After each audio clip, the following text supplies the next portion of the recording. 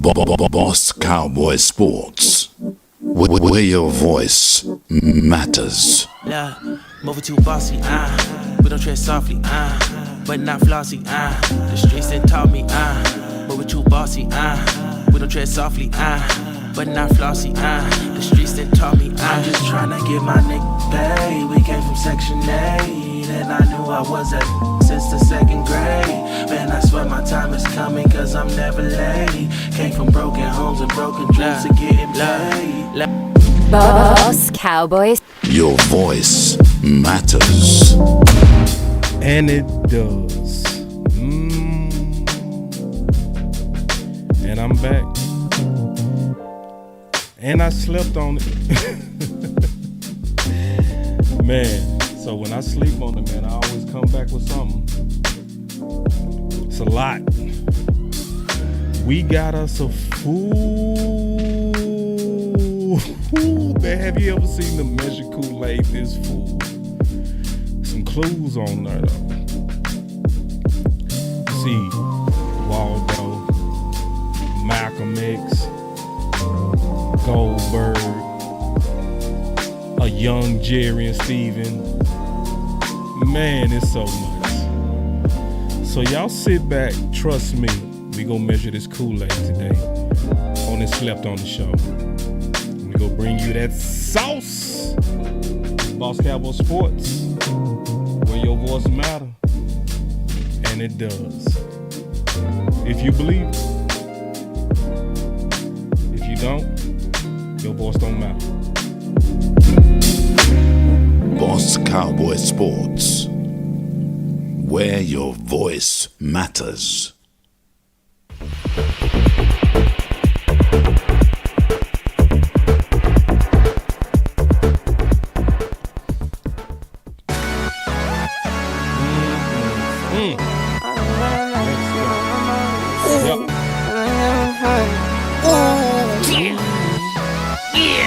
Let's go.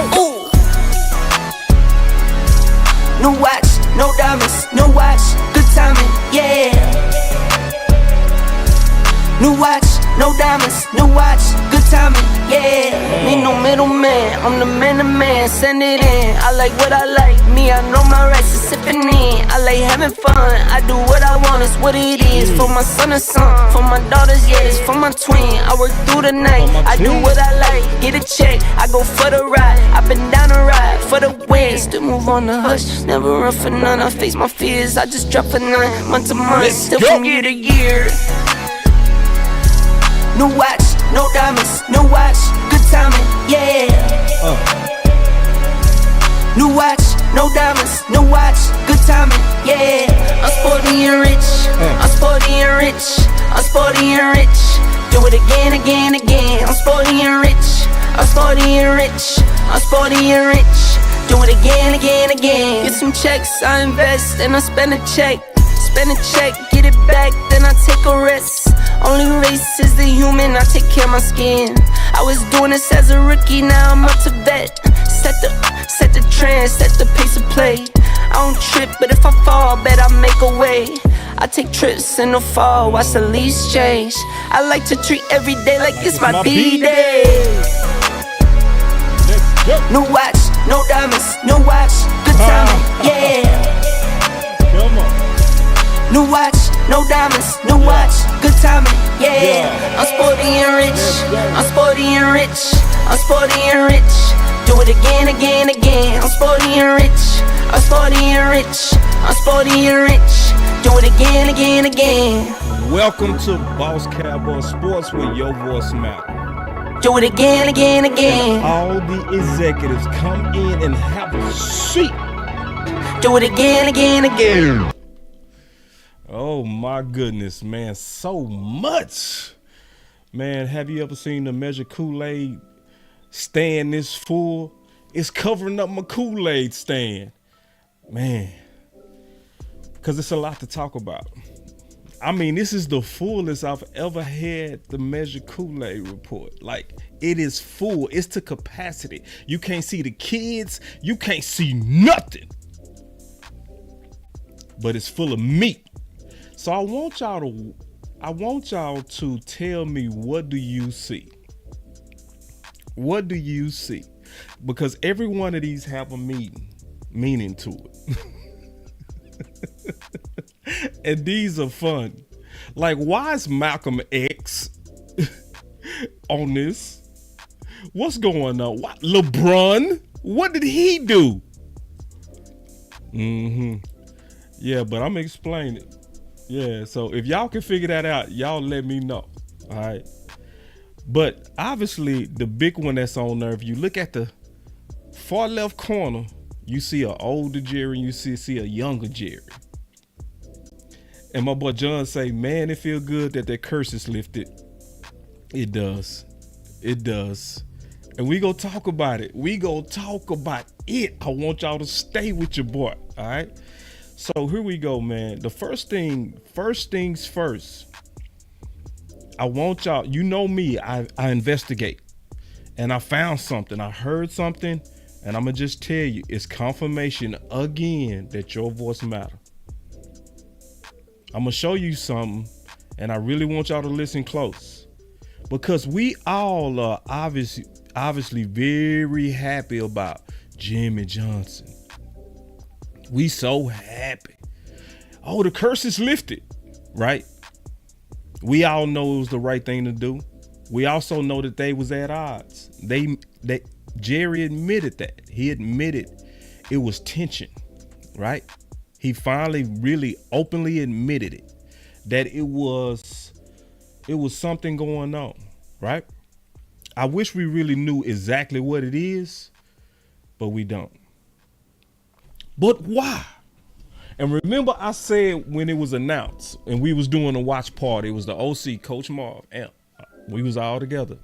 And I said, I would want somebody to say, why now? Remember I said that? But then I was able to do the investigative part. And this is important. This is important. All right. You finna know why. And I'm going to tell you why. I'm going to tell you before I show you. It's because of you. It's because of you is why Jimmy is in the Ring of Honor. Listen. And it stays tight. I'm glad you're in. Listen. Thank you. Thank you. Clarence Hill for Star Telegram. We've been doing this mating dance, since we got the Ring of Honor, so to speak. And you said it was always going to happen. Why now? What has transpired? You guys met. Why now? Why now? Well, first of all, I really thought it was time, and I wanted to do it this year. As you know, we don't have a set time frame of when to do the Ring of Honor thing. And so, frankly, it just felt right. Certainly there. It just felt right. It just felt right. Okay. Was some a little awkwardness that. Wait. What did he say? Wait. What did I just hear? Certainly there was some a little awkwardness that was happening for not doing it. It was some awkwardness that was happening from not doing it. Who was being awkward? You. Wait, let me rewind that. I guess I anticipated, but I really didn't anticipate it, and so did anybody hear that, or was I the only one that heard that you matter? Wait. What's the real reason that you can? I have the full link in the description. You can go listen to the whole thing yourself.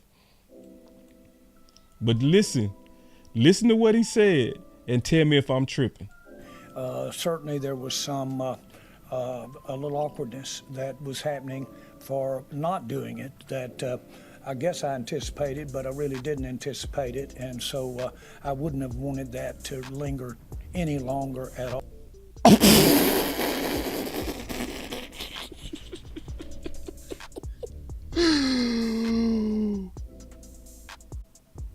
Ooh, but you don't matter. When we put our voices together, it's still people that argues with me to this day that say, oh, boss, come on, who do you think you are? What do you mean your voice matters? This is Jerry's team. He does what he wanted. No, he does not. And see, we've been saying we've been saying this for a little while though. But see, this is the important part. You matter. He told you why. He just told you why Jimmy got in. He didn't want it to linger anymore. Now, how did he know it was lingering? So on this channel, we already showed you that John Machota said that they get a report every day or every other day about what you are saying. So he was reading the trends when he played with it one more time. He played with it one more time. See, because he played with it. He kept playing with it. I'm going to put you in. Jimmy, it's more important things to the Ring of Honor than if Jimmy is sniveling a lot. Remember he said that? If Jimmy is sniveling. See, he played with it one more time. And when he read the reports, what he saw from us this time is anger. And he said, I didn't want it to linger anymore. So clap it up for you. Fans, clap it up for yourself. It is because of you. And he had to stand up there and finally do what he obviously didn't want to do. Come on now. You want answers? See, I'm giving you the answer. You can't handle the truth. Yes, indeed. So don't you ever in your life, first of all, think that you don't matter. You matter. The question is, are we smart enough to combine our voices to the ideas that matter most? This is also why we can't be an angry mob. We have to be an organized, smart fan base that's not a blamey fan base, because when we making sense and we speaking all together, it moves the king. I'm gonna say that again. When we making sense and we moving all together, it moves the king. King Jerry has to move. See, I told y'all, and I was saying this last week. I said, you got to remember, it's some more things that came out on that press conference that you got to really pay attention to. And you got to really think about what they were saying. First of all, one of the main things that came out in that press conference that was very impressive, if you listen closely, they said it was Pearl Harbor every day. See, honestly, that is the benefit of me being from Dallas and remembering it from the root. Okay. So I remember when I was 10 and I was 11 and I was 12, when Jerry first bought the team, I remember how the city hated what the Dallas Cowboys had become. The talk all my parents used to always talk about, they used to say, man, it used to be a time when the Cowboys used to just run everything. They talked about it like it was just over with. And we was sorry. We was at the bottom of the bottom. We was bottom. We was known as trash. But the key thing that also came out is Jerry said that they was losing $1 million a day. Pause. The Dallas Cowboys was losing $1 million a day.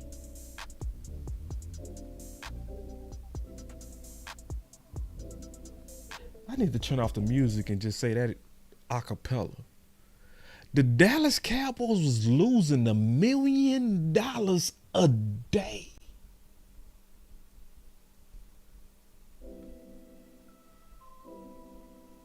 Okay, so let's do the math. When Jerry sold his oil company, he sold it for approximately $200 million. Let's do the math. If you losing $1 million a day, how long did he have to try to turn everything around?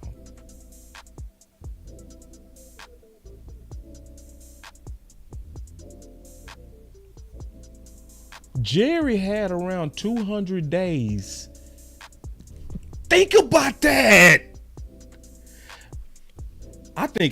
Please think about that.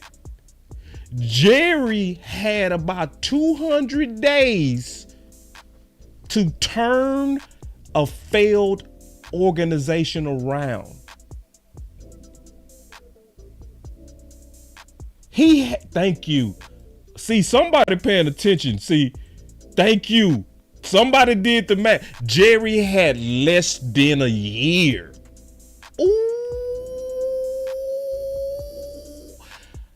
Can you imagine building $200 million in the 80s and then putting it all into an organization with only 200 days to turn it around?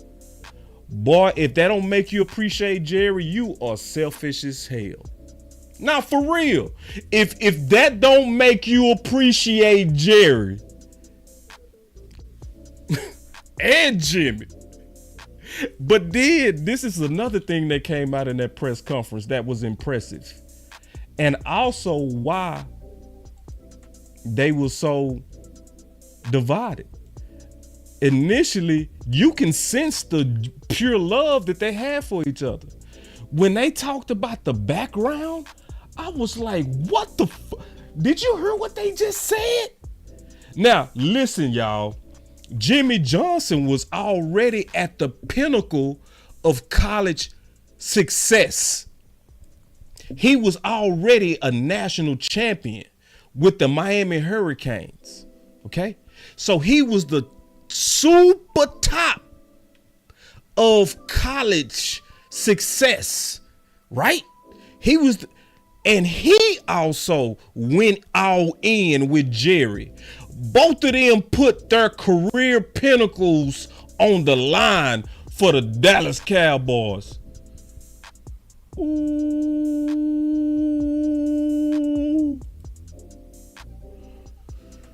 Whoo, wait.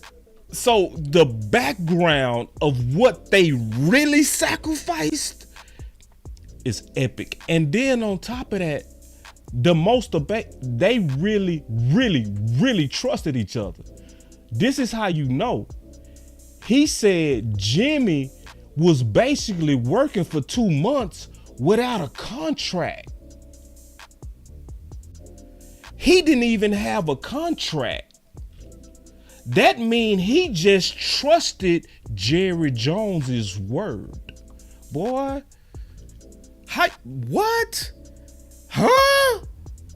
What?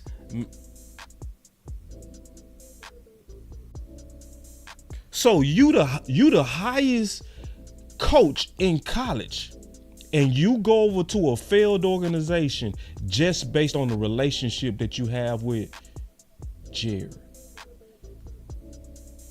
So now you can understand why they breakup was so bad. The breakup was obviously so bad because their love was also so deep. For real. And I'm over here like, woo. Right, my boy M say pro bono. Bro, and then listen to the press conference. Jerry told Jimmy, he said, hey, this contract we giving you by the Dallas Cowboys, it ain't even written, the papers written on. Remember, they was losing $1 million a day. They was losing $1 million a day. And he said it's not worth the paper it's written on. Jerry, in that press conference, explained that he guaranteed Jimmy Johnson's salary out his own pocket. Hold on, y'all. I gotta fix something.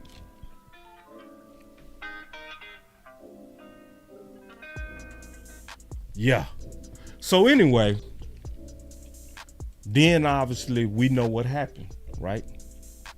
It was an ugly divorce. All right. So we now know the depths of sacrifices both of those guys made. Right? And then it was around the time to where a lot of us was calling for Jimmy to get in the ring. It was getting ridiculous.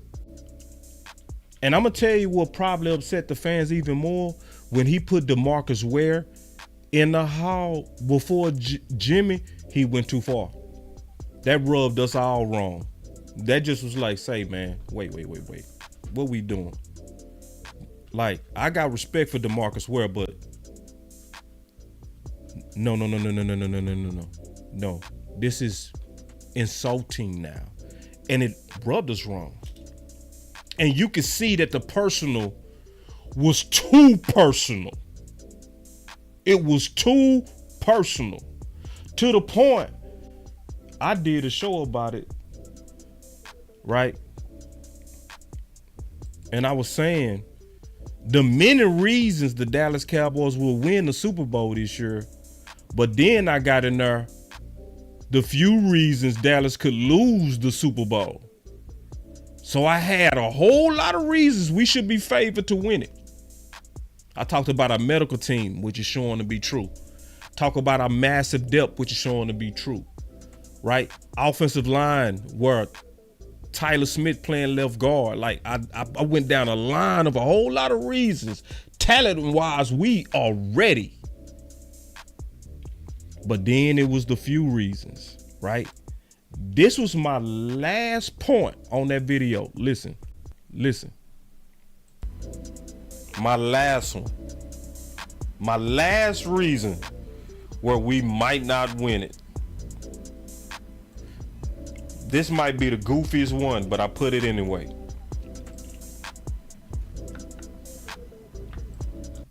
Hold on real quick. Whew. For those who believe in that, shame on me. I was capping right there, talking about for those who don't believe, for those who, yeah, I was one. I put that down there for you. You know, that's the one thing I would want Jerry to do. Let Jimmy in the Ring of Honor. Just so we can just cross all the T's and dot all the I's. Like to where you got it right with God. You know what I mean? Where you got it right with God. Yeah, my boy M said, till you do right by me. Yeah. That boy M say, until you do right by me. Yes, indeed. Ooh. Until you do right by me. See, it's a reason. Oh, I got to hit the Kool-Aid button now. It's time to measure it. Let's go. It's a big thing for Boss Cowboy to actually say publicly that he drunk Kool-Aid. Listen, I do not drink Kool-Aid without first measuring.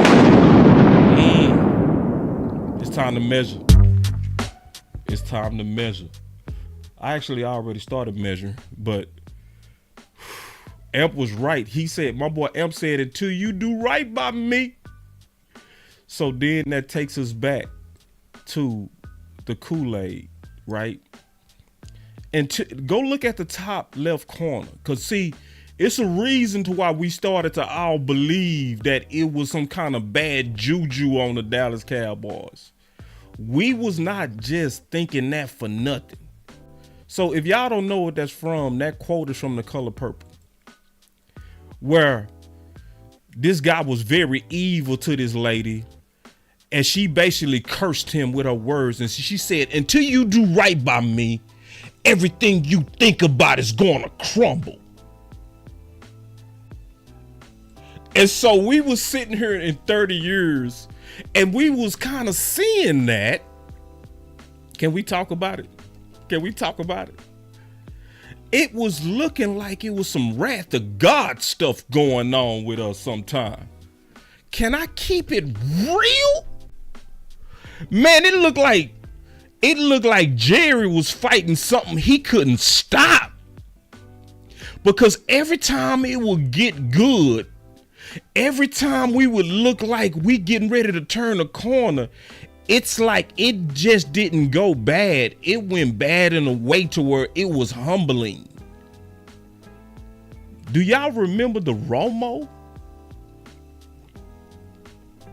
You know, it's like we lost like that.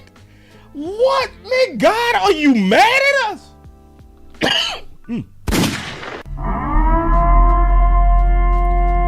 God, what we do to go out like that? Then it got worse. In 2014, we remember the Dez catch because all of us knew it was a catch. Every one of us. They said you had to secure the ball through the entirety of the catch. Well, what about the two-step rule to where after 2 steps, it was considered a fumble? Dez took 3 steps, but you have to have a football move. You don't see him diving for the end zone right there? That's not a football move. Or what about him jumping up over somebody to catch? That wasn't a football move. So he done jumped up, caught the football, took 3 steps, extended. Then once he extend for the end zone, the ball is on the 1-yard line. And they call all of that not a catch.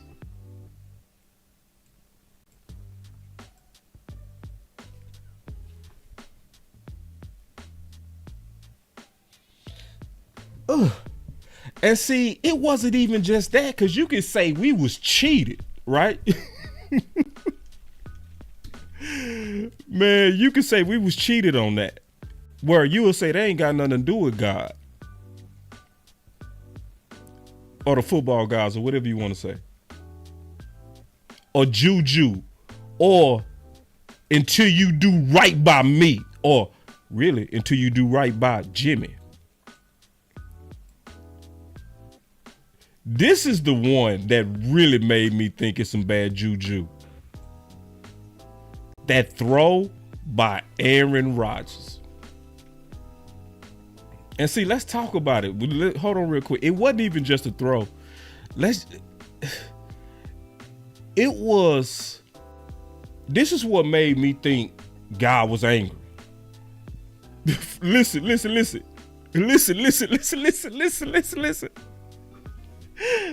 See, I know something that some people don't know.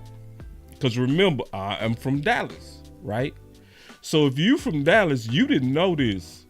But what's also going on during that game, during the game, it was a tornado warning where everybody had to stay in AT&T Stadium for an extra 30 minutes to an hour.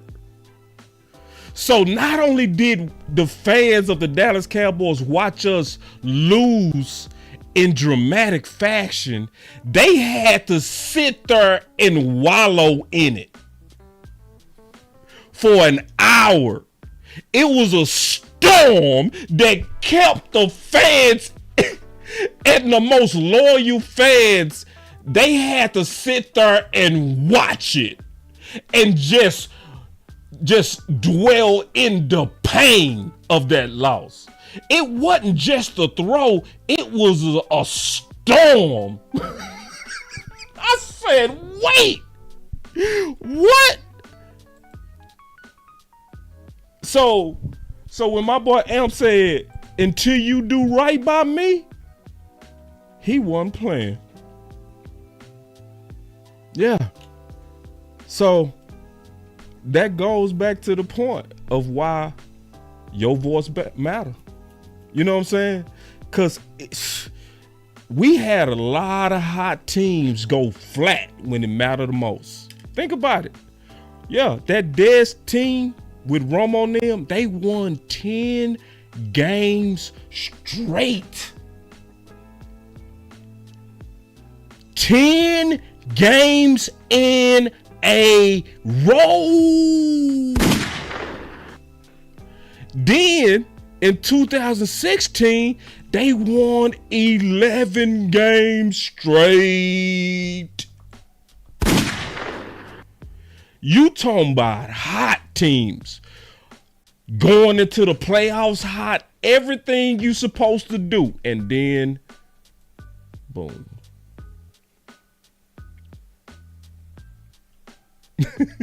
So when we say, man, it felt like a curse, it did. It did. Like having all these good teams, the 2017, the 2014 team, the 2016 team, the 2018 team, the 2021 team, the 2022 team. All of those teams was nice. Nothing. So we so happy that Jimmy is now in the ring, because we can cross that off the list. Regardless of why. Well, we know why. It's because of you. It's because of you and me speaking up, saying we ain't like that. We ain't like that, Jared. We ain't like what you just went too far. That's what we said. Putting DeMarcus Ware in there and skipping over Jimmy. You went too far with that. And now he in. Yeah.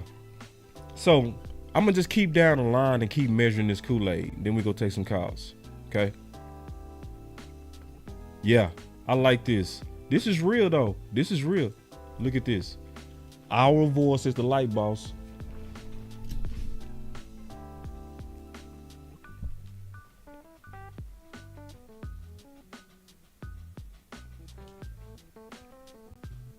Really is. Our voice is the light. It's just right now, I got to continue to do my job to let everybody know when we organize, it matters. It matters. When we really speaking in the same voice, yeah, they listening. They greatly care. So that's why sharing content is important. It is. It registers and they're listening. Yeah. So if you want to be a light, be active. Don't be that fan that think you just gotta take it. Don't be that defeated fan. Don't be that fan that's, boss, come on now. This is Jerry's team. We don't matter. You know, why would I share? I know you telling the truth, but they don't give a damn about us. He just did something he ain't want to do for 30 years because of you. But you still think you don't matter. It's amazing. At some point, you got to agree that you matter. You just got to agree. How much evidence we go give you to show you that you matter? Shout out to all the people that's active. Shout out to the people that share content. Shout out to the people that like these channels, not just my channel, all the channels that you know out there bringing that real, unadulterated truth. So let's talk about some more measured Kool-Aid. All right. So now y'all should understand the mystery of the top left corner. Everybody should get that. All right. But then I got some on there that some of y'all should be like, what is going on? Because if you look close, as I measure this Kool-Aid, you see Malcolm X right behind Bland. look close. You see Malcolm X and you see LeBron. What? Then you got Tolbert on here. What in the world is Tolbert doing with Malcolm X and LeBron?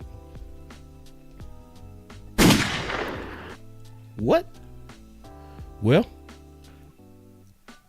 the point is what Malcolm X used to say. By any means necessary, he used to say. By any means necessary. Let me pause. Let me pause this. Because I don't want y'all to get weird and think I'm being militant. I'm not. This is what he said he meant by that. He said, when you hear me say by any means necessary, I mean exactly that. I believe in anything that is necessary to correct unjust conditions, political, economic, social, physical, anything that is necessary. Do whatever it takes to correct it. So what you talking about? What does that have to do with Jalen? What does that have to do with Tolbert? Well, and LeBron, what they got to do with him? Them boys better learn how to flop. I mean that too. See, LeBron, you can say whatever you want about him. LeBron does whatever is necessary. I'm serious. To try to win it all, he go do whatever is necessary. If he gotta be a bad actor to win, he's going to do it. If he gotta cry, he's going to do it. It was way too many people draped all over Tolbert, and he kept getting up like they was not pass interfering on him. That shows, and we saw that and occasionally see that also with CeeDee Lamb. That tells me they not being coached to play the whole game. You gotta play the whole game. You gotta do whatever moves the chains. So yeah, you can move the chains with a catch. You could also move the chains with flags. Just get the chains moved. Do whatever is necessary by any means. I want to see our receivers, especially when they being contested. I need to see them boys go to flop school. Y'all need to go to flop school. I mean that too. Slade literally grabbed CeeDee Lamb with two hands and pulled him. And CeeDee Lamb did not go crazy. How do you not go crazy when you got pulled? Do y'all remember when CeeDee Lamb start? They need to go to flop school. I'm serious. They coach need to talk more than about looking the ball in and how to get contested catches. Yeah, what about showing your anger? That's a part of the game too. See, when you see LeBron throw his hands up like that, he is fighting for the call. I'm gonna be honest, Toba, we need to see your hands like this sometime, man. See, I'm talking about how to move them chains, man. Move them chains. I need your hands out like, what is Ralph? You didn't see that, Ralph?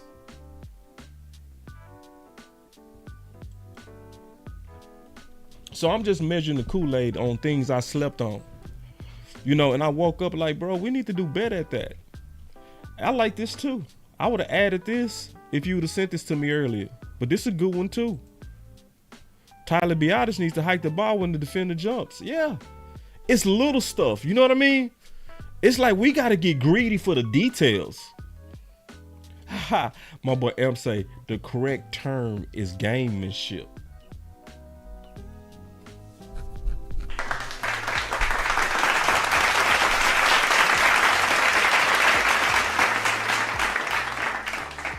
Yeah, put that pressure on the refs. And see, I'm talking about it because you don't see too many people talking about that. Ooh, this a good one. This a good one. Mahomes do it all the time. And you know who else did it all the time? Brady. Ooh, Brady was a cry baby. Oh, you saw Brady do this. How many times you saw Brady like, ref. See, Dak and them would get hit right in their face. And nobody go to flop school. How many,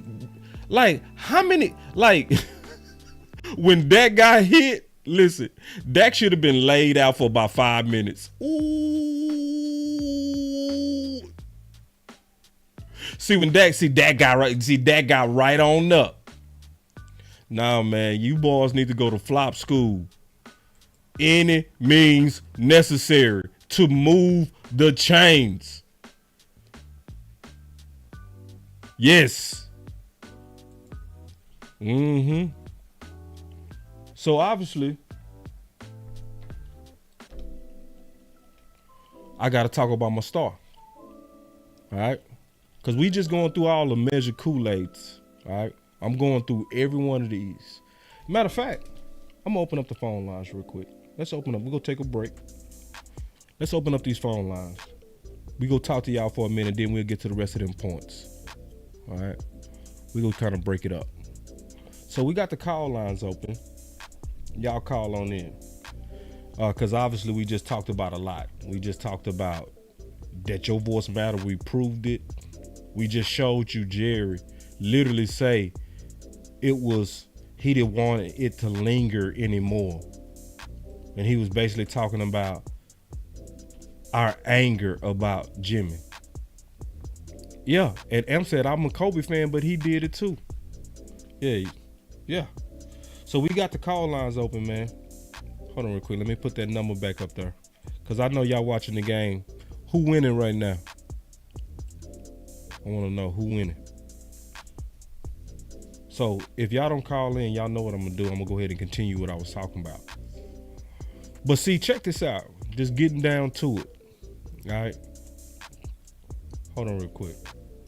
Somebody calling the wrong number. But I accept it. Boss Cowboy Sports. What's up, boss? Talk about them Cowboys. What's up, Jessica? Victory Monday. Hey, you need to delete this number. It's about time. Jessica. I've been said it. When they said that Jessica. David put She can't hear me. Oh, you can hear me. Go ahead. When they put they say they putting D Word in there, right? I was like, wait a minute, what about Mr. Jimmy Johnson? Right. I was saying that myself. I said, what about Jimmy? Right.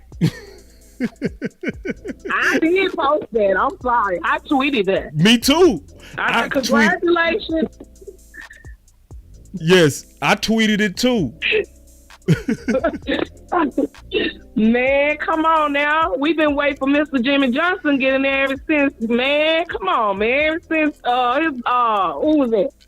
Aikman and Emmett and Micah Irvin them got in there. I'm like, wait a minute, all these people in there and Mr. Jimmy not in there. Yeah. And just like they talking about Mr. Drew was crying to get in there. He deserved to be in there. What you mean? Right. These folks done won 3 Super Bowls for this man. Right. Come on now. Right.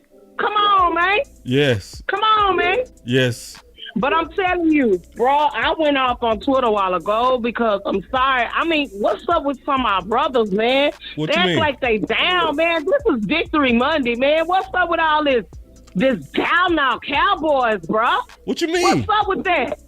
Ain't nobody taking those stanky commandos, toilet bowl folks for lightly. Man, them boys finna go out there and pop out on Thursday. We going to play smash mouth football. All games matter.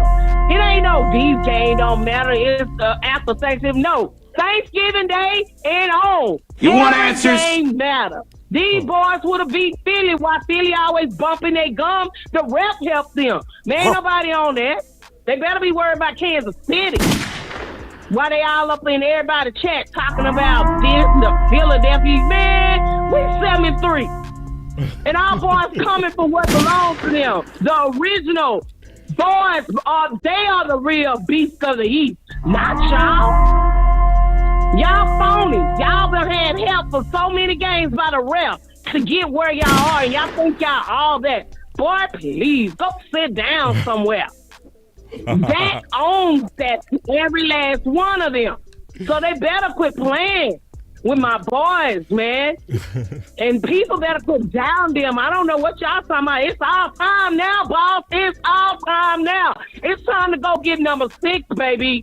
Yeah. This all time. I done told you, I seen that in the vision when we didn't get it, man. I thought that was all year. I kept saying that because when I seen it in the vision, that I'm standing in the middle of the star or looking up inside of the star, man. Come on, I ain't never been inside of AT&T Stadium, but I used to always get off and walk to a GMC when I was working out there in Arlington at GM Financial.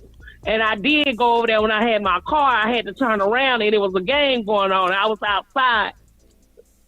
But I ain't never been inside of the game. I ain't never been able to go to a real game, in live game. I always been at home, but I'm looking forward to that day. I'm looking forward to my chance of going to a live game to see my boys on a non-church night. But it's time for us to support and keep doing what Boss say. Our boys matter. I appreciate you, Boss, letting us know our boys matter. I appreciate you for what you do. I know we done bump head a few times, but I appreciate what you do.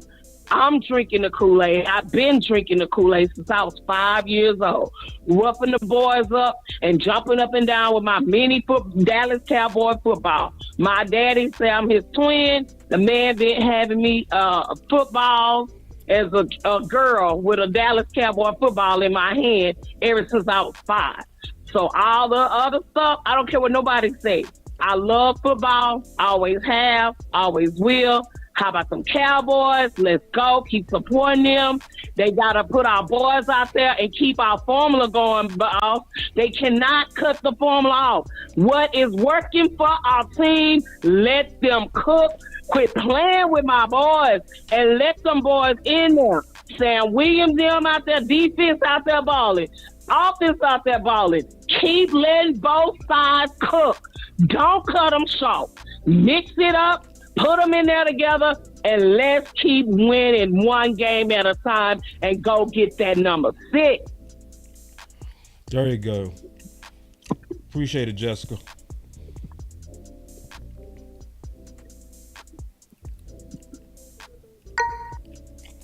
Yeah, Jessica, man, she's our Micah Irvin. She's always been like that, very enthusiastic. Always believing, always hoping, a treasure. There are 4 participants in the conference. All right. So please announce yourself. We got a full room. Love it. All right, hold on. Now give me 1 second. We go take these one at a time. Here we go. 901. Boss, what's good? What's up? Hello? Yeah. Oh, yeah. You can hear me good? Yeah. Oh, yeah, I can hear you good. Bro. Yeah, this is JV, man. What's up, JV? Hey, check this out. Man, not much. Look here, I remember the last time I talked to you was during the draft. And I think we were talking about an older... Well, before I even start on that, first I want to say, man, I'm just happy that Jimmy Johnson getting put in the Ring of Honor. Yeah. And congratulations to him, even though I know it's long overdue, but hey, at least it's happening. Right. And we know it's happening now. Right. But so, yeah. But back to that point that I was going to make, we talked about a linebacker. I think he was like 24 years old or something, and how he was, I consider him to be trash, but they was over there trying to give him all this shine and stuff in the draft. And I was saying he was trash because of his age, and if he's going up against all these teenagers, then he should be like a top pick or something. And shoot, they were over there projecting him for like the second or third round. I know you don't remember that, but I do remember that. The thing is, because hold on, just name I remember you saying that though. I do remember you saying that. Name the linebacker. I don't remember his name. I know his dad's supposed to be remember you saying that though. I remember that. Pac-12 school. Yeah, I do remember you saying that though, because I remember that. The thing is, because it was funny. Yeah, that's why I remember. But I want to talk about our draft pick we made with Schoolmaker. I didn't know that man was 24. He 25. Well, 25. Yeah, 25. I mean, like, no, I really want him to succeed, but so I'm really not even confident at all in his skills or whatever. But you know what I'm saying? I mean, I'll say this. We're gonna make something work. I'll say this about Schoon. Him down like it. I'll say this about Schoon. Last week, everybody that was like, nah, bro, time to stop throwing the ball to him, he earned that. You know what I mean? Now, him catching a touchdown, that's a little bit of redemption. You know what I mean? So, I think we should give him a little bit of rope. You know what I mean? Then earn more rope. You see what I'm saying? So, if he makes an improvement, I'm going to just hope he's like the stock market. I'm going to hope that he start going in the right direction. Start going up. You know what I mean?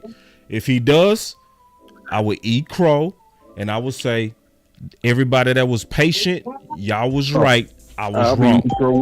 You know what I'm saying? Yeah, that's to me. Yeah, that's how I would handle it. Let's at least hope that happens for now. You know what I mean? Let's just hope it happens. I don't want to. While he's on the up trajectory, I don't want to start saying he's not anything. You see what I'm saying? If he does something bad, now I'm gonna slap him. But when he finished off good, I'm gonna just hope it stay good. Well, at least he could just build on it. Yeah, let's just hope he builds on it. Yeah, just keep going up. I mean, because all of us want to be wrong. All of us want to be wrong. Right now, everybody still feel bad about tight end at 58. But every one of us want to be wrong about that. I do. I want to be real wrong. I want to be like, damn, he took off. I was so wrong. You know what I mean? That's the best. If we wrong on that, that means the Cowboys balling. But he got to show us that. Bro, so that's mainly what I wanted to talk to you about right there. I do want to say that I love your show every time I catch it. The conference has been live. Down at 5 every time. I mean, you don't know if you sugarcoating this shit, bro. Nah, bro, you can't. Hey. You can't. Oh, man, I appreciate you. Thank you for having me on your platform, bro. And so just have a great stream. I'll be right over here listening and watching it.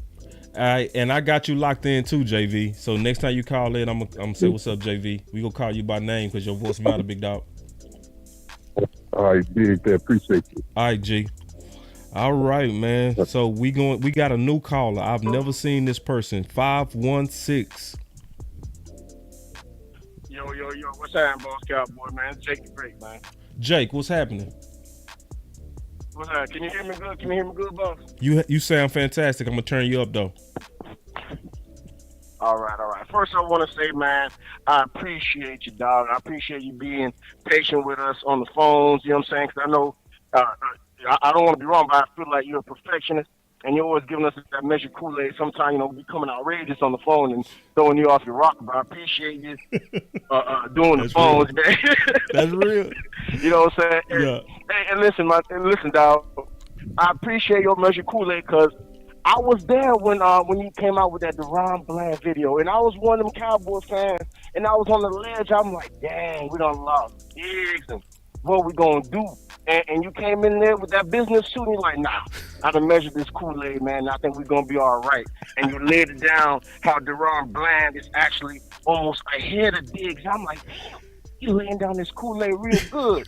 And just to watch it come to fruition, I said, nah, I gotta give his flowers right now, because Boss Cowboy he's been calling it, man. He's been calling that, so I gotta give you flowers, Boss Cowboy, man. I will be trying to catch you live But you know what I'm saying? Every time I always catch you when you're not live and you done already did the phones, I'm like, I gotta give this man his props. So thank you for your measured Kool-Aid, man. The nation appreciate you. I appreciate you.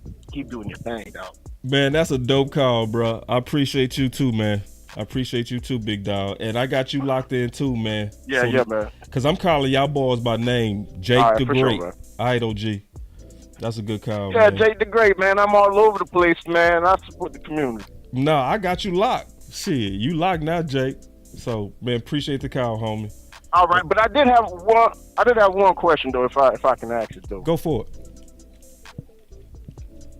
Do you feel like this is the time for us to peak? You know how we always say, like, have the team peaking at the right time. Do you feel like right now this is the time for us to peak and start heading to where we need to get to? And that's the only question that I had. Good Great question. show, man. Do you think? All right, let me answer that. No, we have not peaked, and we usually don't peak around this time. So the Dallas Cowboys, especially under Mike McCarthy from Green Bay to the Dallas Cowboys are really their best in December. That's when Mike McCarthy really puts it all together historically. Like historically, Mike McCarthy is one of the best December coaches, period. I guarantee out of all the coaches, he top 3 right now in December. So no, we have not peaked.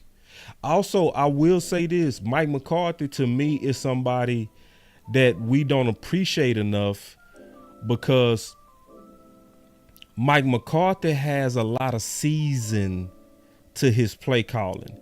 So he's not like Kellen Moore, who's checked. I would call Kellen Moore check to check, week to week. Mike McCarthy more so that coach that Mike McCarthy is more so that coach, I would say, that because he was an offensive coordinator, he knows the seasons very well. He knows this is how defense is going to play us in the first part of the season, but then they adjust around this time. Now in December, they gonna start running the ball because of the weather. Like he knows all the season things you need to know as a play caller. And I think he knows how to play it to where he knows how to hide his hand. He knows what games to experiment. I think he was experimenting this game. Wildcat, like some cute plays, we got mad at him. But this was the game. If you go play with something, this was the game to do. You know what I mean? So the season of Mike McCarthy is the reason why I don't believe we've peaked. And that's a real good question. I think we still trying to put it all together because think about it. The offense getting better, the defense kind of starting to regress a little bit, So it's really peaked when both sides are clicking. So, and I'd rather us peak later than now. I want us right where we are, starting to get hot. Common sense.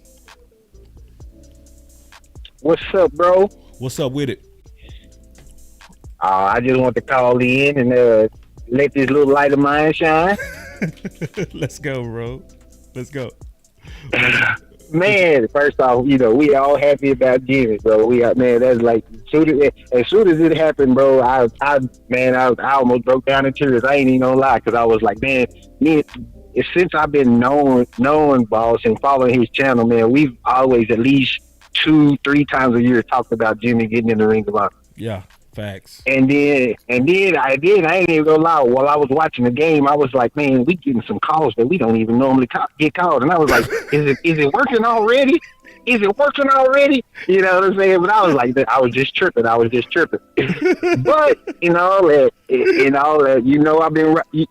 been rocking with you for a good minute. Yeah.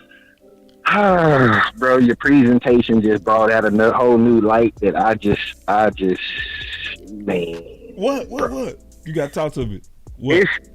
It's the Jimmy Johnson curse is one of them, but just in the way it worked out, bro. It's another way we ain't looking at it.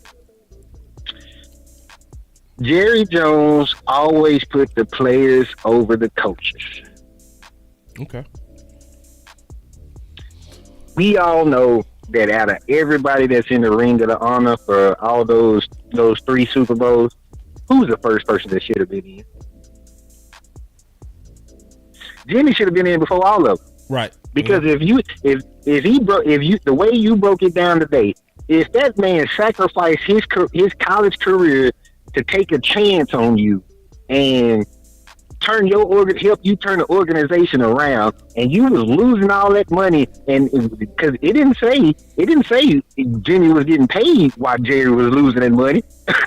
You know what I mean? So he might have been out there just on hope and faith, and yet you still put everybody in except for Jimmy until now when things got hectic.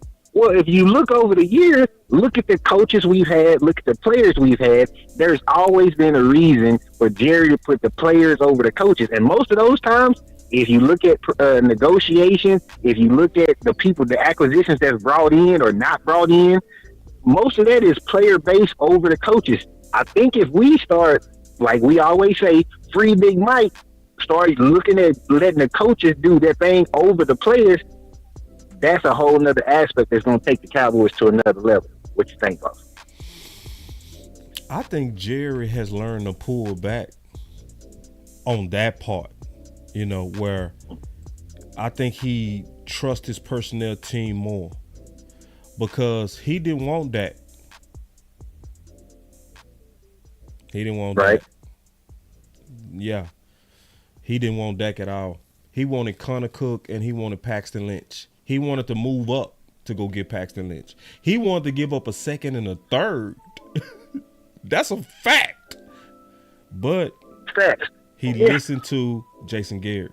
Jason Garrett is the reason why we got Dak. And even though Jerry didn't like it, he submitted to his coach. He said he couldn't even sleep over that pick because in his mind, and I've done this before too, where you really believe in a player and you really believe that player's the answer to your team and that player get away on draft night, I've been like that where I couldn't sleep because I felt like we lost on things we could have won. You know what I mean? So on some things, I really believe that Jerry has grown up. And I'm going to also say this too, and I'm keeping it real, bro. I'm going to probably be the only one that say this too. I think I understand why it took so long. See, boys gotta peep Jimmy. And I'm gonna tell the truth. The real problem with Jimmy and Jerry is both of them was the same. Both of those guys are marketing geniuses. That's why Jimmy is at Fox for 30 years. It's not just winning, it's having that knack for the camera. You know what I mean? And I'm gonna tell you something. Yeah. Part of that is him being an asshole. Think about it. Like, so Jimmy over here saying, it's because I'm alive I'm in. See, he know how to get that zing. Just, you know what I mean? But that's a jab. Right. That's a jab at Jerry. Oh, you gonna do it while I'm alive?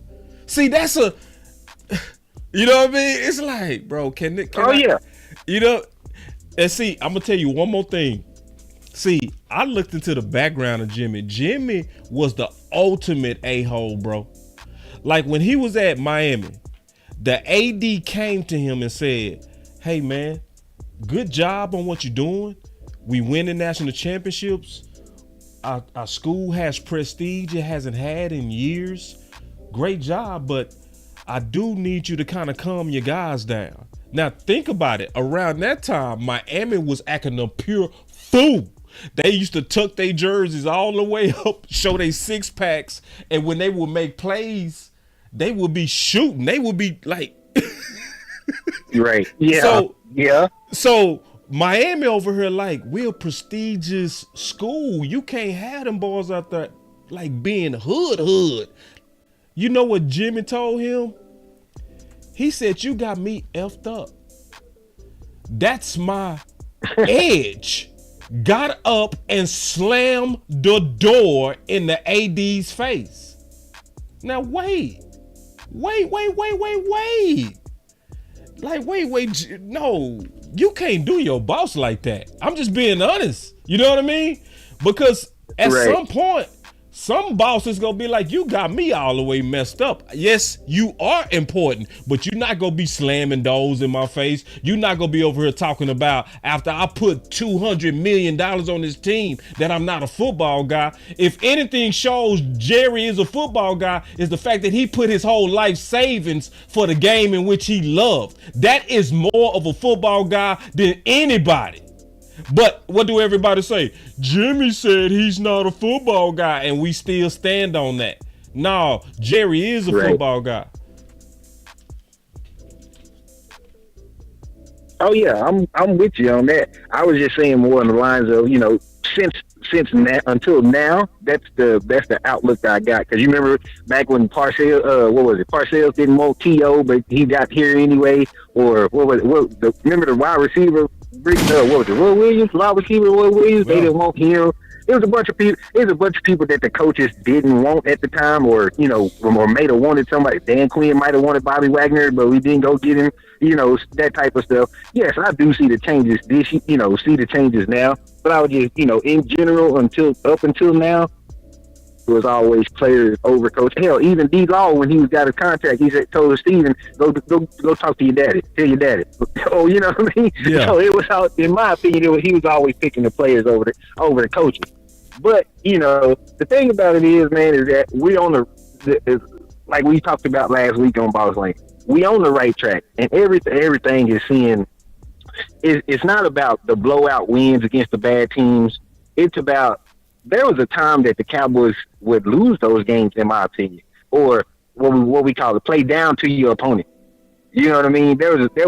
Even, you know, a couple years ago, we played down to our opponents. Yeah, we might have beat those bad teams by 7 or 10 points, but this year we're getting there. We're getting there. But also, when I'm watching the games, even against like the Giants and the Panthers, I see a kind of like a process that Mike McCarthy is trying to do. He's trying to, you know, implement new things or test out new things in game situations, or, you know, because, you know, we all heard about how what's he called? The mojo moment.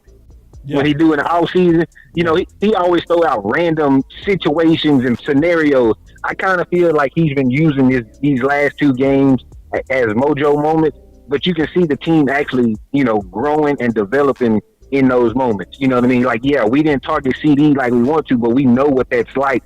So let's see what I can do about getting this run game going, getting other people involved. Let's see if we can connect with Shoemaker on this one. Let's see if we can get Tolbert to beat these guys, even though they all over his back type stuff. You know what I mean? Yeah. And that's one thing that I do like about the coaching staff and where the team is right now. I don't think we peaked yet, because I think it's still a process. And I'm with you. Like, most of Mike McCarthy's teams has always been real good in December. And that's been one of like the downfalls of the Cowboys. We'll be good in, you know, October, September, November. But when we start getting to December, that's when we start declining.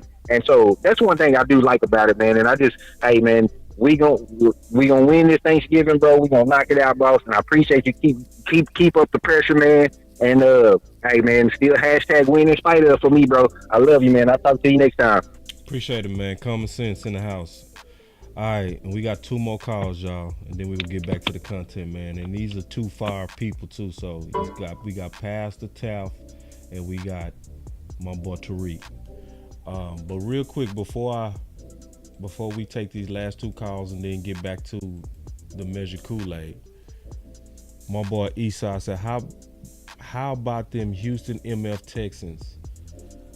All right, so Eastside, you know, I lived in Houston, so I already know about the insecurity of a lot of you Houston boys. Y'all are jealous of us being America's team, and you are the perfect poster child of their insecurity, where like it's weird. Like, we over here having a Dallas Cowboy discussion, and you constantly like force your way into our conversations, like you just really looking for relevance. So let me just tell you something, bro. We see CJ. We proud of CJ. CJ is balling. I see the heart in which your team is playing with, and I'm proud of the Texans. because I'm not a hater, I can actually look at my neighbor down south and say, good for them until we play them. I actually want y'all to do well. I want y'all to make it to the Super Bowl because I'm not built like y'all. You know what I mean? To where I can root for my state until we play. So I would hope that you learn to be like us, because see, we don't hate on the Texans. We actually don't care about the Texans.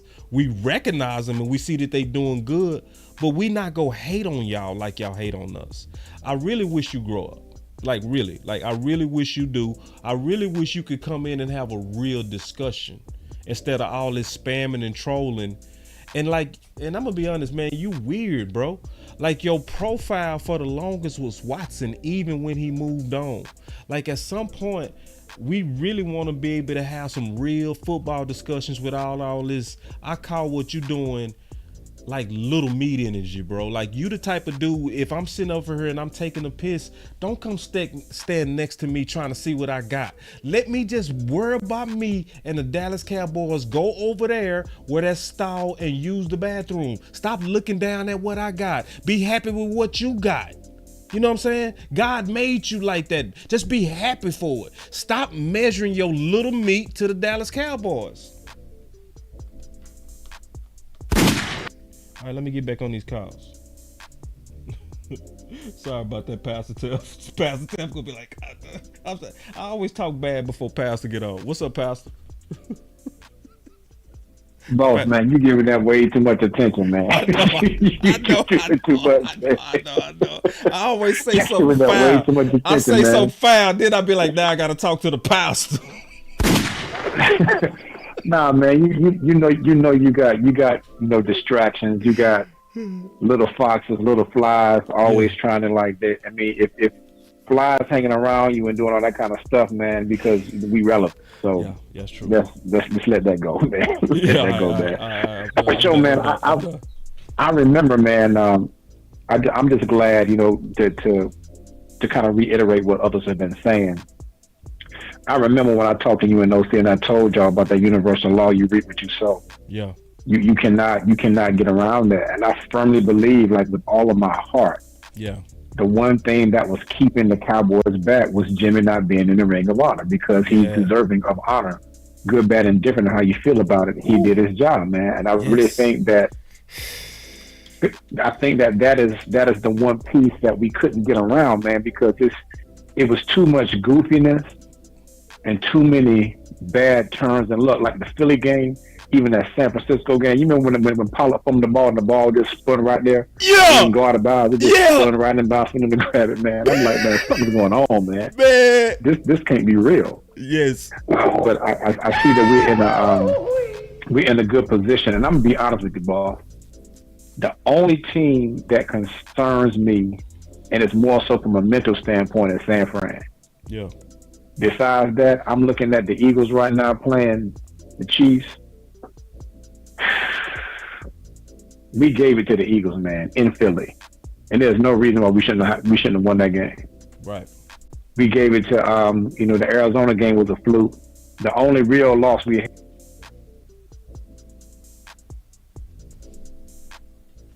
Pastor, we lost them. Hold on. Y'all give me a second. We just lost Pastor. Oh no, we back. Hold on real quick. There are 2 participants in the conference. The conference has been locked. Please announce yourself. And how Kansas City running all up and down the field on these boys, man. They got some mistakes. Mahomes a little fluky at times, man, but there's not a team, man. There's not a team that we can play with, man, and we're going to win the East. Because Philly going to drop this one. San Fran going to blow them out, and we're going to get them, man. So we're going to win the East. The real key is, can we roll through at this moment to get the number 1 seed? Yeah. And there's only two teams that concern me, and that's Detroit and that's San Fran. Yeah. But it ain't Philly, bro, because Philly about to feel this, man. It ain't. It's real. And if we get home field, it's over. We get home field, it's over, though. It's over. So I'm praying, of course. I think it's time for Cowboy Nation. Of course, in the grand scheme of things, I know it's leisure, this football, but it means a lot to us. But I'm just looking at football and how we execute when we want to execute. It's the little goofy stuff, and it's the small mistakes. Kind of like you was talking about the champion mentality of a Brady and a LeBron. Do what you got to do to get the call. Do what you got to do to have things go in your favor, man. And once we do that, man, we'll be cool, bro. But I'm not saying there's no team that scares me. San Francisco concerns me, but San Francisco concerns me in San Francisco. Yeah. They don't concern me in Dallas. Yeah. You know, it's just in San Francisco, man. And I think they're gonna drop one more before it's all over with. Yeah. But I'm looking at that first seed, bro. That's what I'm going for, because I think we're gonna need that first seed. I know we can win in Philly. I'm just not sure about winning in San Fran. Yeah. But we've already proven that we can win in Philly, man. So yeah. Let's just keep hoping, man. Keep doing what y'all doing, man, because your voice really does matter. Yeah. You can't tell me that somebody is on staff on the payroll at the Star listening in to the new media. You can't tell me, because it's no coincidence that every week y'all say something and the answer comes the next week. That's for real. They didn't put y'all on payroll, man. They didn't put y'all on payroll, bro. That's like for real. Y'all need to be compensated, because it's really happening, man. It's not no coincidence, man. They recognizing that y'all know football and y'all see what's going on, and they got to be taking that into account. Yes. To see what they're doing. So right. Just keep it up, bro. Thank you, Pastor. That's all Appreciate I got to say. Man, that was a good one. Thank you, Pastor. Not a problem, bro. All right. All right, man. Be blessed. Be blessed, Pastor. Pastor always bring that juice. Tariq, showtime. Showtime at the Tariq Show. Let's go. What up? What's up, man? Yeah, it was cool, boss Cowboy. What's going on, Cowboy Nation? Victory Monday night. You already know. Let's go. Yeah, man. I understand Pastor concern, man, but you gotta look at it like this, Pastor, man. We got a chance to fill those dudes out. As far as Philly and San Francisco, like we've been saying, if things would have went our way toward the end of that game, like we was planning, we could have pulled that game out in Philly. But the San Francisco game, I'm looking at it like this, man. I think that was a fill-out game. We wanted to beat them in San Francisco, but I really believe that was a fill-out game. And people got to understand something. San Francisco is not going to be the same San Francisco when we meet them. They down a star player in that defense. That's a big deal. Baby Palomalo's gone. That's a big deal back there. San Francisco secondary is suspect. Their power is their defensive line and their linebackers. That's their power on defense. They main dude down, just like our main dude was down in Diggs. You know what I mean? But can they find another J. Lou, like everybody, a lot of people complaining on him, like we had in the stash?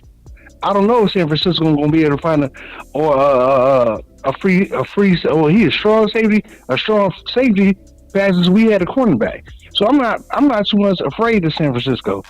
You know what I mean? I just want to play smarter football and more disciplined football. I do get what the pastor is saying about that. We do have to be disciplined against these good teams, because there's really nobody that can really run with us like that when Dak and the offense is running straight, running disciplined football, and this defense is being disciplined. It's hard to beat us, and our special teams playing discipline. It's hard to beat us, man. So I don't know, man. You thought I was gonna get out here talking about Schoonmaker, huh? Nah, I didn't know what you was gonna talk about. Huh? But you can talk about Schoon. What's your thoughts on Schoon? You want to talk about Schoon? Well, you know, I gave a little pushback last week, but my thing is like this. Like I was saying last week, boss, with Schoon, he's still learning on the job. Yeah. You know, he's on the job learning because he was a rookie. He an older rookie. He didn't have a training camp, no preseason, any of that. So he's working his way in. You know what I mean? And I understand what you were saying last week, that it's getting kind of late in the season for him. But my thing is like this: the best way to learn something is to learn on the job learning. And with him, you can see that he's on the job learning. I still feel like he has some work to do, but He looked good yesterday. That was a great catch for him, and I hope he just keep it moving, keep going, keep pushing along. You know what I mean? Yeah. Definitely hope that.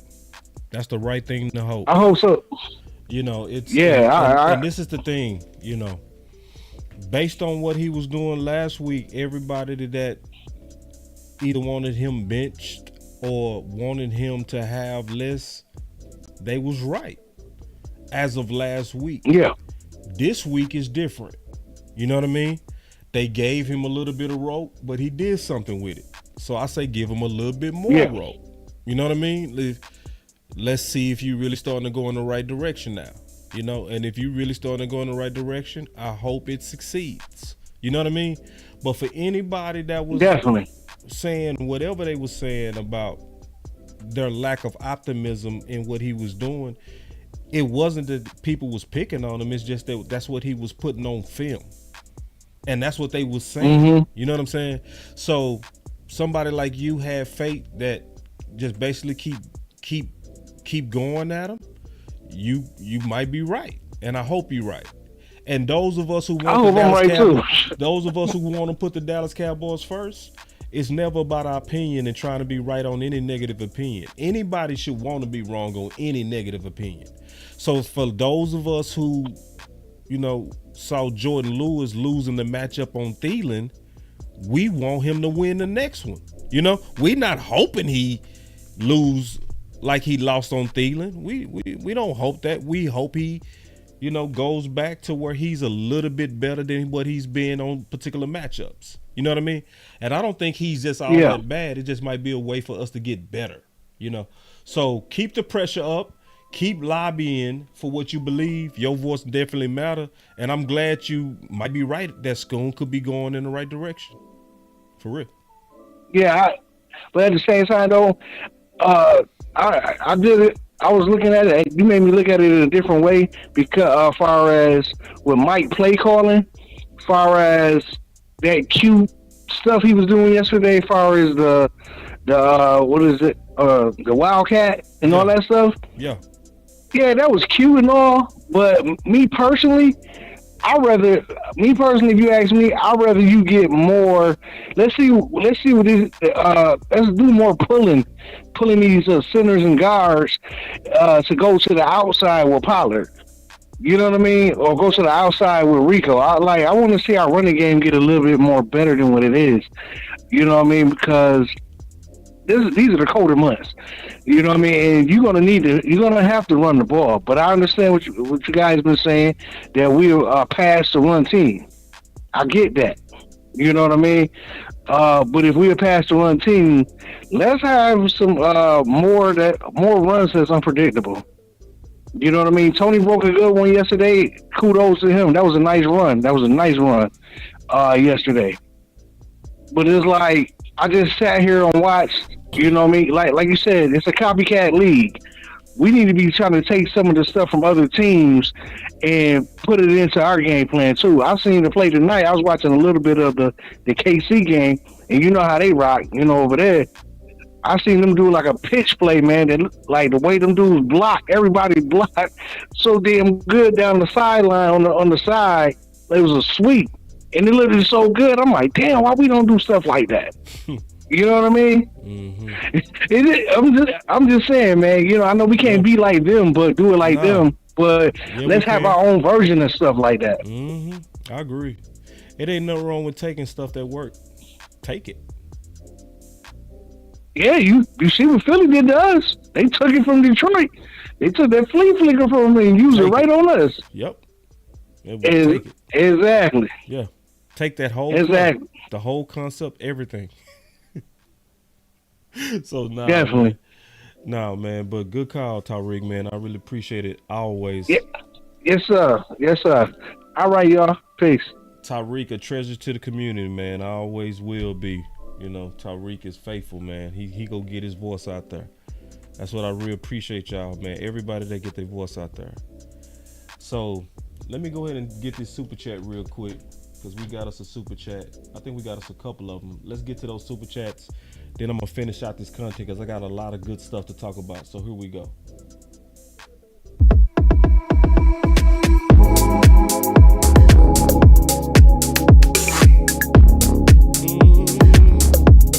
Let's go. Man.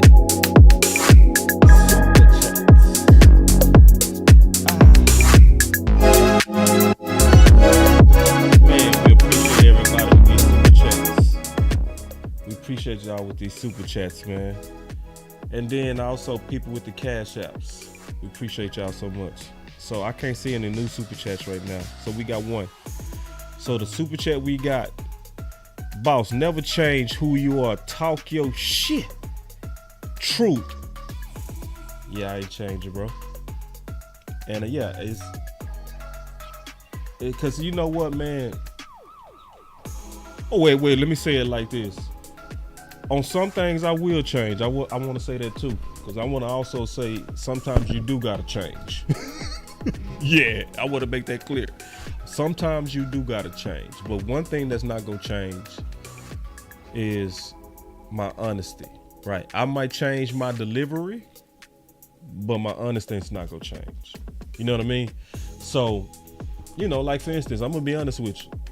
Do y'all actually think if I ever worked for the Cowboys that I would be as direct as I am? No, I wouldn't. Why? Because the environment couldn't handle it. You know what I mean? I would have to say the truth, but say it in a way that's respectable. Like Mike McCarthy. See, that's why Mike McCarthy is able to work with Jerry. He's somebody that speaks his mind, but he always respectful. You know? So if you ever saw me working with a media company, you'd be like, yeah, boss is different. You'd be like, yeah, I'm different. I can't be, you can't be over here talking about baby nuts and you working for them. You can't do that, right? You would just have to say it different. You would have to say, Stephen Jones sometimes is not as aggressive as I would want him to be, right? So you saying basically he not aggressive. We said like baby nuts. He got baby nuts. So so yes. And I want to also let everybody know that sometimes you got to change. I don't never want people to think it's okay for you to be what you was when you was 18. Because there's a lot of people that'll say, especially when you do something goofy. I had people come to me and say, oh, boss, Sly B, you still the same. And I'm not happy you said that, dog. Because I'm grown as hell. I should not be like I was when I was 18, bro. For real. So I just want to say that in terms of keeping it real, man. That's my lesson for the day on change, because it's gonna be doors that open. I'm gonna tell y'all, and it's doors that's already opening. You gotta change some. You can't be exactly the same, but be the same on what counts the most, and that's my honesty. So anyway, getting back to the subjects that we was talking about, because we got some more subjects we was talking about. So obviously, we always talk about the start of the game. So the two candidates to me that we got to talk about as stars, obviously Deron Bland. Then, to me, Micah Parsons. See, Micah Parsons, believe it or not, has never been a star on my show. I have never made Micah Parsons a star. Boss, are you hating on him? Do you not like him? Nope, it's none of that.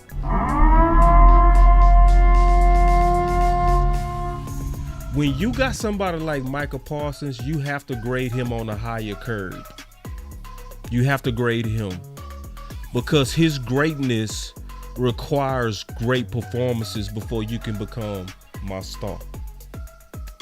Who was the person that played with speed, toughness, was available, and relentless? I'm finally getting Micah Parsons my star this week, because I was reserving it for a 4-sack game,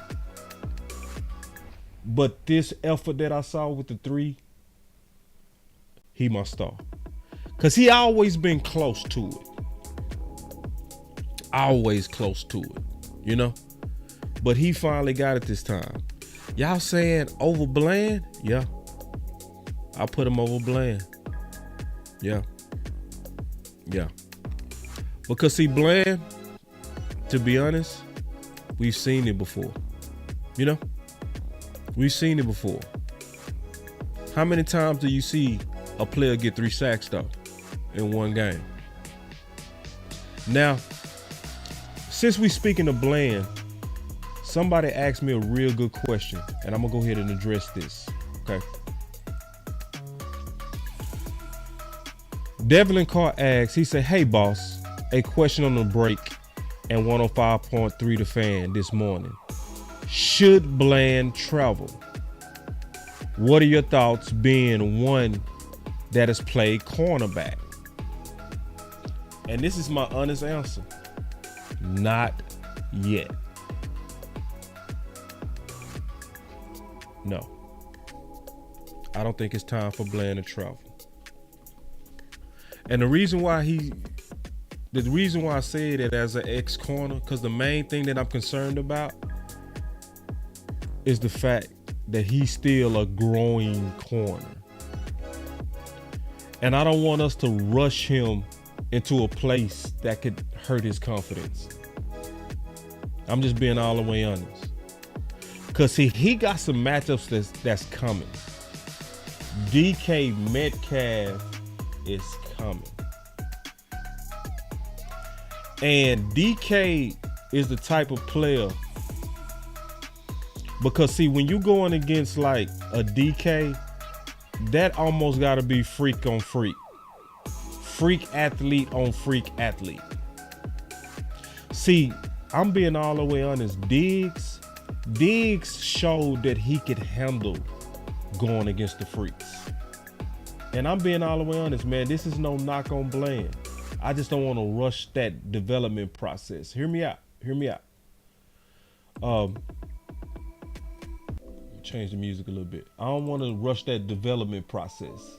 So if you look at Trayvon Diggs, it was some things that was coming out about Trayvon which let you know that he was ready to really be that type of guy that can shadow you. See, one of the things that came out on Trayvon Diggs that a whole lot of people didn't know, a lot of people didn't know that in his second year, he was clocked as the fastest man in the NFL.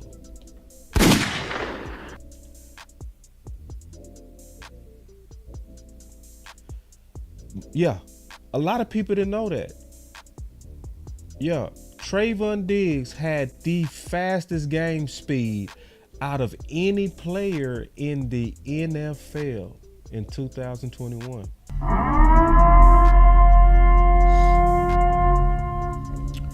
So when they decided to put him on Jefferson, I felt great about it. Because the most important thing is how you play under the lights, the game speed.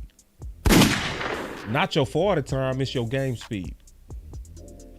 And so when he was called upon to go against Chase, that game speed still remained and he shut him down.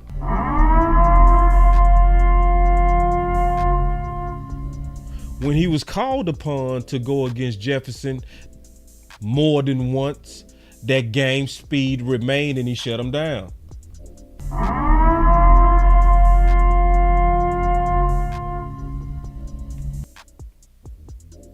With Bland, I'm excited over what I'm seeing, because what you can see with Bland is something a little bit different. What you see with Bland is he is the best baiter in the game. There's nobody that baits better in the game right now than Bland. Bland is the best at showing a deceptive window, making a quarterback believe that a receiver is open, and when the ball is thrown, he closes. That's where he is the best. So crossing routes, stuff that people usually don't show game speed on or closing ability on, he does. But he's been doing that for a while, where he shows a window that's a deceptive window and he closes it when the ball is in the air. but I can't quite yet say that he's ready to take on the absolute threat. I want us, at least for this year, to allow him to grow and grow and grow and grow. Don't rush him, but that's my opinion. Now, when would I be comfortable doing it? If he play and ball out against DK Metcalf versus Seattle, okay, well, shit, let's go ahead and make him fully. Let's put the full shoes on him now. So as of today, I'm not comfortable with that. Just keeping it real. So my star is Micah Parsons, and he deserved it. I was waiting on a 4-sack game, but he gave me a 3, and I'm glad he finally got it. I also want to say one more thing about Micah Parsons in terms of the way that I grade him. I'm very hard on Micah Parsons because I think with a player this great, you have to coach them harder. You can't, because even if he is half speed, his half speed is going to flash. So to me, you got to be very, very intentionally honest about ways in which you can improve. And I'm going to also say something. Micah Parsons can improve. It's some areas to where I believe him and Dan Quinn are not on the same page. And I think because of that, we not getting all that we can get out of Micah Parsons. Let me be all the way honest with you. And me and Coach Marv was going to do a show about it today. We actually changed our mind on it because when we talked, we really thought about it and we was like, are what we asking of Micah Parsons, is it even realistic?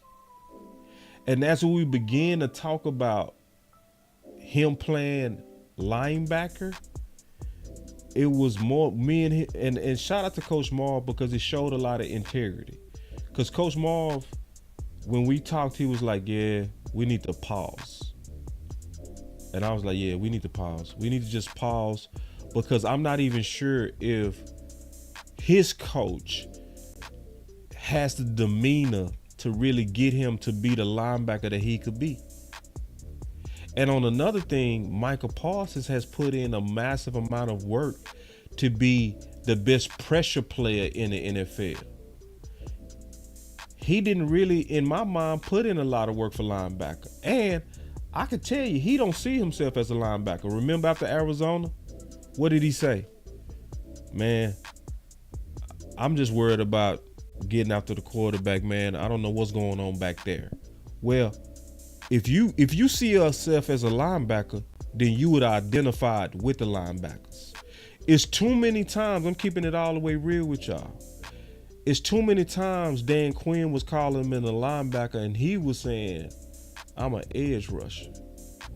What did he put all his work in? Edge rushing. And I'm going to tell you something, Micah Parsons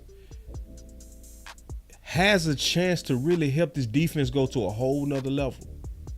But what it would take is for him to put the same amount of work and intelligence into linebacker as he did as a pass rusher.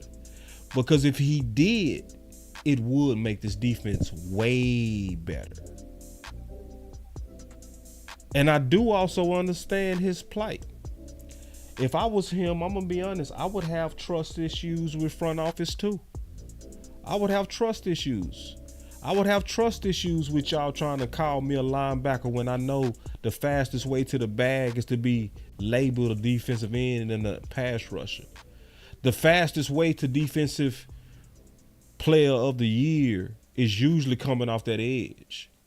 So for the desires in which he want, the awards in which he want, the recognition in which he want, the bag in which he want, it looks like it would be a clear path and a faster path going through it through defensive end. But actually, I think it'd be a doper and realistic for him to also show that he's just as impactful as a linebacker. Because me and Big Game James was talking about this today. We was almost gonna bring Big Game James on and talk about this, but I'm gonna just give a little tease of what me and Big was talking about.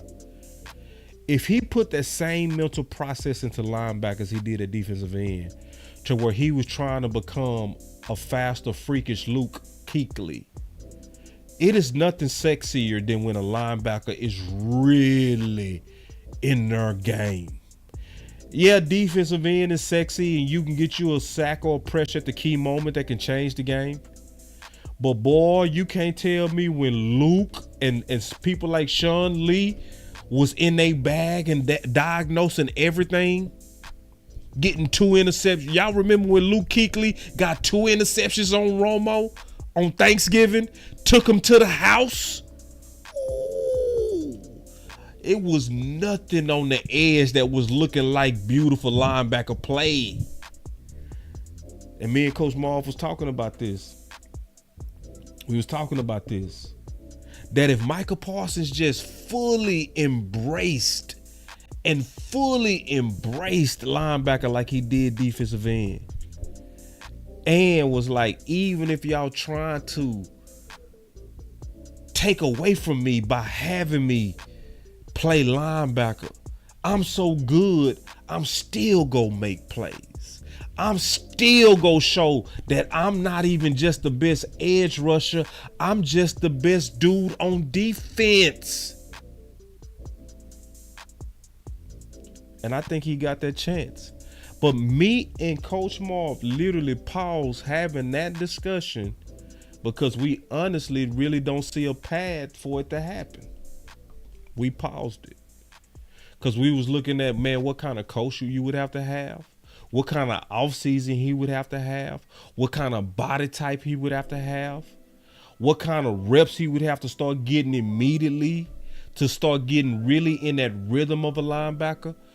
He would have to learn how to bait quarterbacks with his eyes. He would have to learn how to take the appropriate drops instinctively. He would have to know how to read the whole formation, not even just the play. It's so much you got to learn as a real true linebacker. So you can't just be throwing balls out there because they're athletic. But we gonna continue that talk. I just want to tease it just a little bit because this is something Coach Marv and myself, we've been talking about. And if it's a window, we go run through it. But then obviously my last bit of Kool-Aid is that where is Waldo? That last bit of Kool-Aid. Because I said this before. If you're trying to save the season, and yes, I am happy that Jimmy's in the Ring of Honor, but that don't mean we got rid of all of our sins, y'all. Yes, you've gotten rid of the sin and the stain. You finally announced that a man that been deserved it supposed to get in, but that's not our only sin, y'all. We also have another sin. We don't treat everybody the same on this team. That's another sin.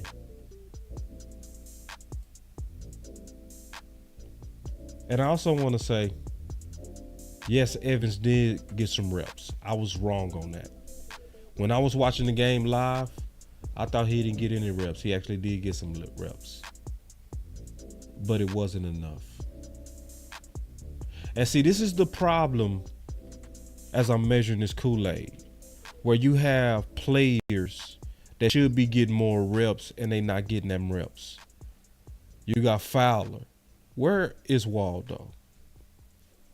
Why is he? And see, me and OC talked about it. Yes, Armstrong is playing good, but Armstrong is not as impactful as Fowler.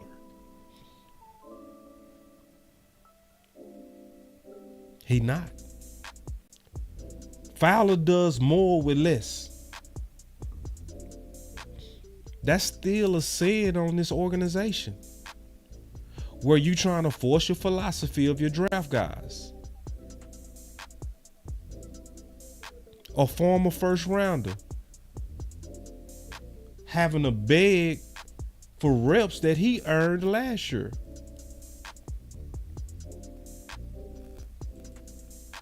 Then Noah. See, the guys that's hardly seeing the field are former first. Former first. Yeah. We can't listen, because this is the thing. If you throw Noah out there and he don't look better than Jordan Lewis, okay, now we know. Now we know. But who is going to push these players? Real talk. Who go push them? I guarantee you, if you was giving Fowler more reps, you would even get a better Armstrong. I guarantee you that. So, I'm very happy that the Dallas Cowboys did the right thing with Jimmy Johnson. But they still got some more sins they got to do. And I mean that. I'm dead serious. And I'm not being greedy. We need to cross the T's and dot the I's on everything that can curse this team. Jimmy Johnson is not the only thing that can curse your team. It's when you not treating people fairly that come back to you as well. That sure does come back to you. See, you got to think about it. Think about it. So Sean Lee said proudly on Colin Cowherd's show, he said proudly, he said, if I would have been playing for any other team other than the Dallas Cowboys, I would have been out the league a long time ago. See, that sounds cute. That sounds good from your perspective. But let's think of it from the other perspective. So if Sean Lee, if you knew you was in the league longer than you supposed to, the question is, what other guys deserved it that you took their job?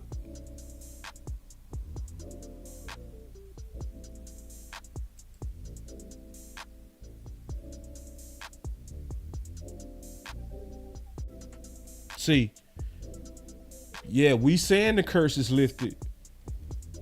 Now, see, because you got to understand, y'all, these men work their whole lives for this moment. And the only thing they want is a fair chance. Imagine being somebody like Noah, who has who comes from a family of track stars, ran track his whole life. Fast, put in all kind of years and years and years of training. All you want is a fair chance to compete against Jordan Lewis. But you out there and you watch. I'm not saying Jordan Lewis is just trash, but I tell you what, when I saw Thielen cooking him in pivotal downs in this particular game, if I'm Noah, I'm hot. I'm like, give me a chance at that. Give me a chance at that. Let's just be honest. If you Fowler and you know you got the best ratio on the whole team, sacks to snaps, pressures to snaps, hits to snaps, you looking at all these metrics that say you should be getting more and you getting less. Yeah. And I'm seeing y'all naming names. Devin Harper, Isaiah Land. Right. Yeah. Yeah, so we still got some sins that we need to rid ourselves of. Cause see, man, we put some ugly film out there on that run game, y'all. It should be all out competition at linebacker.